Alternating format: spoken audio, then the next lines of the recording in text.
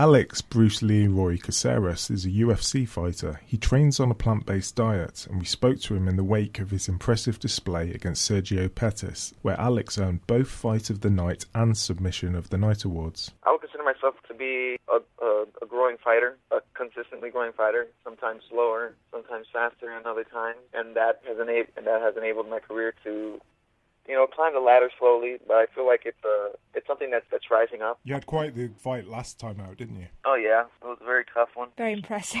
It looked like it was going to go to decision, perhaps, or it would have been a tough split decision, but you managed to pull out a submission right near the end. Yeah, I felt like it definitely was a close one. I definitely felt the fire at my heels. If I didn't finish it, it most probably was going to go to Pettis. I just didn't want to go into the night quietly. On The Ultimate Fighter, what was it like training with one of the very best MMA fighters of all time, George St. Pierre? It was good. I learned a lot. I guess that's where everything started to begin to turn, to show me how actual fighters or actual UFC fighters train, the work ethic behind it, the discipline that they needed, and all that good stuff. So it definitely, it was a huge eye-opener for me to be on that show and train with George St. Pierre itself. You must have to have an absolutely extreme work ethic to be a UFC fighter, the fitness involved. No, it's definitely hard. It's not for everybody. Not everybody can do this, a lot of people can say whatever they want, but to actually get in there, it becomes a very different thing. When you're fighting, it's not like you're sparring either. It's not like you go in there and you start sparring and everything's okay, you're in the gym. No, it's a little bit more serious than that. At the same time, not so serious. In one of those places like the Ultimate Fighter House, you need a lot of discipline because you got all these fighters there, you're cutting weight, it's very hard to eat whatever you want. Yeah, they cut you off from the outside world, essentially, and then just give you as much food as you want as well, don't they? As much food and as much alcohol. Not a good combination, yeah. Who do you train with now? Is it Benson Henderson? Yeah, I still train in Miami as I'm doing now, but most of the time I'm training with Benson Henderson, the people at the MMA lab, and down here in Miami I'm training over here at ATT Kendall with my original team here. So, I like coming back and forth, giving me different looks and versatility in my game as well. So when did you become plant-based, and for what reasons? To get down to 135, seeing and trying it for myself, and actually doing it, I actually kind of liked it. Started feeling the health benefits, the clarity of thought, the energy levels were rising up. My taste for meat and animal product has really dwindled over time. So even after this fight in Chicago, I ended up going to a couple vegan restaurants just because I'm already used to it and I like the taste of that food and whatnot. And I suppose the more you learn about animal exploitation as well. Yeah, we don't know where it's coming from, man, and it's not necessarily the best thing for us, but it's very difficult, with the way they abuse the animals and all the hormones and antibiotics that they keep pumping into animals so they don't get sick because of the horrible living conditions that they have. Definitely, I don't want to put that into my body or any type of negative emotions from the animals into my body. It transfers over chemically anyway. I don't want to carry that baggage that they had from living in a tiny cage and being beaten and all that good stuff. So just because we have livestock, we're contributing a lot to pollution in this world.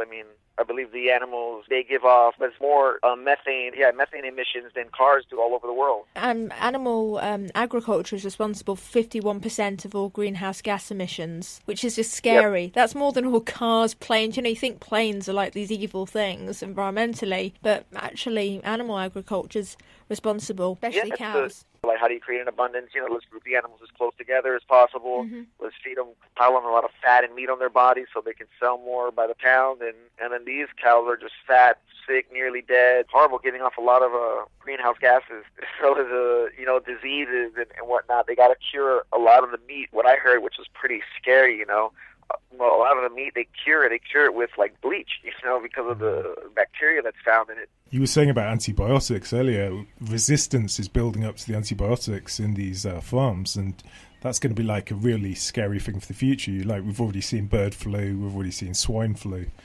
That's set to become like a big thing, the viral nature of what goes on in these farms. Or putting lots of antibiotics into animals, so you don't get diseases. Or, all this sanitation of this world is causing us to walk on a crutch. And so we're just weakening ourselves. We're walking on this crutch. We're dependent on this crutch. The minute somebody kicks the crutch from under us, we're going to fall face first. Hi, this is James Lightning Wilkes, vegan and winner of The Ultimate Fighter.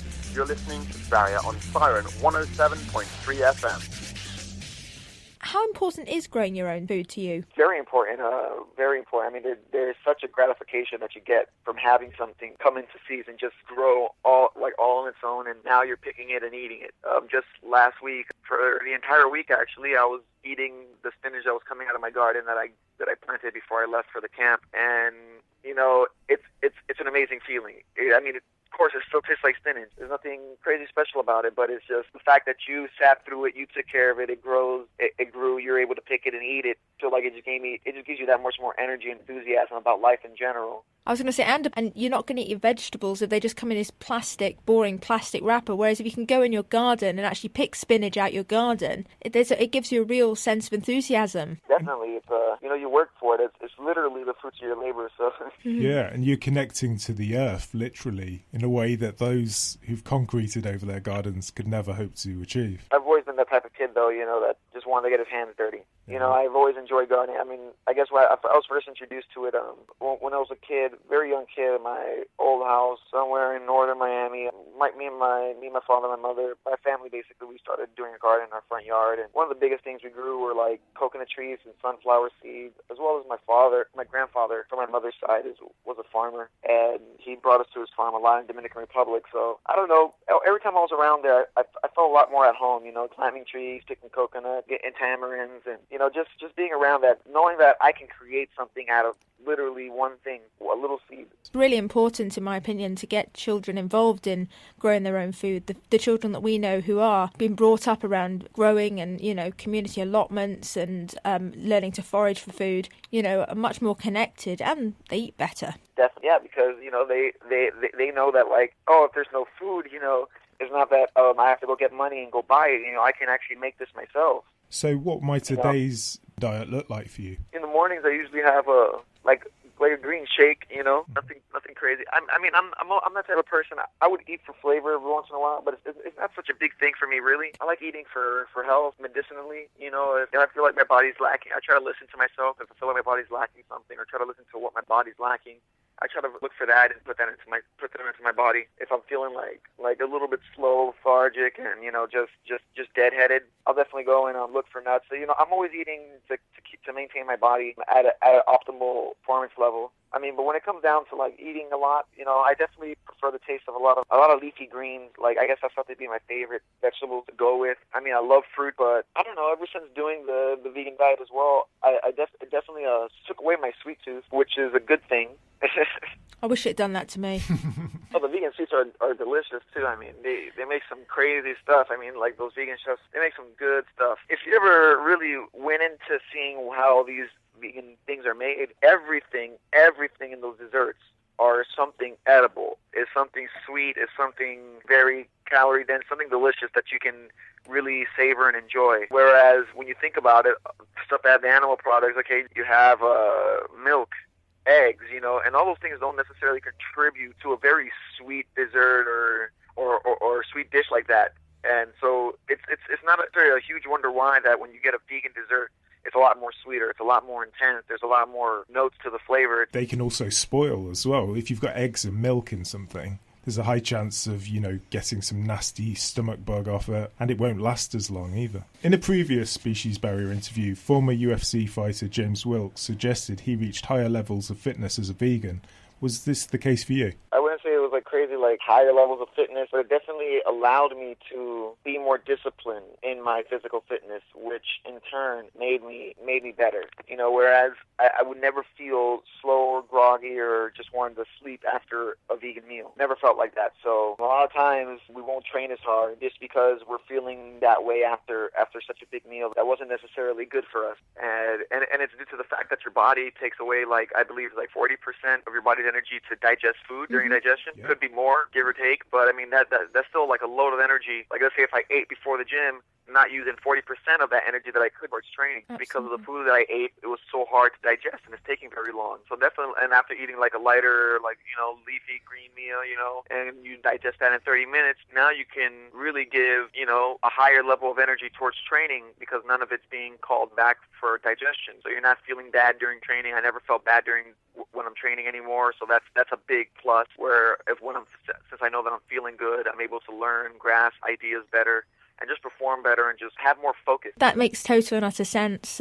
It takes a lot less energy to digest a healthy meal than one with, say, meat in it. After UFC on Fox 10, and in contrast to another fighter who suggested he would spend his fight bonus in nightclubs, you had other plans for your fight of the night and submission of the night bonuses. What are they? I mean, I've been looking up and doing a lot of research over the years and just looking at the best course that I necessarily want to take with my life. And I've been looking at these things. They're called earth shits. Okay, whenever you get a free time, you can look that up on your own time and whatnot. Yeah. They're very, very incredible idea, And then that's not an idea anymore. It's actually been put into practice for a while already, and they're using it a lot to help out poor countries around the world to give them housing, basically housing that provides free electricity, free water. This is on the floor, and most of the materials are all recyclable materials. You can actually make this with materials you find at your local dump, and they'll probably pay you to take those materials off their hands. So they make these houses, and they're incredibly durable. They're very weather resistant.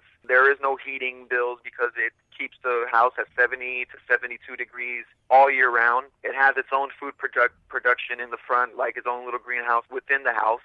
Mm-hmm. So that it's always producing food all year round without any climates affecting the growth. So you can grow pretty much anything. It has its own water filtration system and pump and septic system that is built into the house. So the water is recycled from the rain that you actually use yourself and filtered through the filtration systems. And it runs on solar power as well as wind power if necessary. Basically, all you're doing is buying land for about $900,000 to $70,000, depending on how big and extravagant you want the earthship to be. You can build this house in less than 6 months. So that's what I was planning on trying to get a hold of. I want to definitely move out of Miami. I definitely want to end up in Oregon. If I can get that locked down, then I definitely want to start building those types of buildings over there, even probably use the same ideas and plans to even try and make a training facility using the same methods, all self-sufficient.